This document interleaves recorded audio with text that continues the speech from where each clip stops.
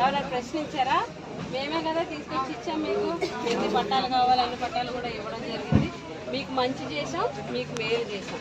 కాబట్టి మీ మంచి మనసుతో, మీ నిండు మనసుతో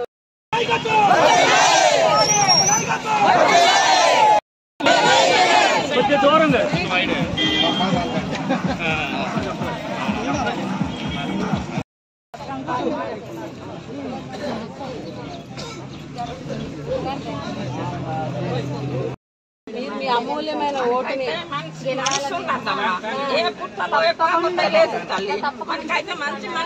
మీ మనసుతో మీరు ఆశీర్వదించండి.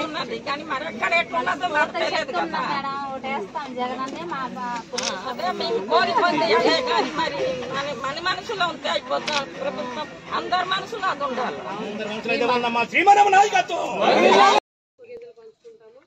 కొన్ని ఏదైతే కూరగాయలు ఉంటావో పండించుకుంటాం తప్ప ఇంకొక పరిస్థితి ఉండదు. కానీ ఈరోజు జగన్ వచ్చిన తర్వాత పిల్లల్ని చదివించుకోవడానికి అమ్మఒడి 45 ఏళ్ళ నుంచి 60 ఏళ్ళ మధ్య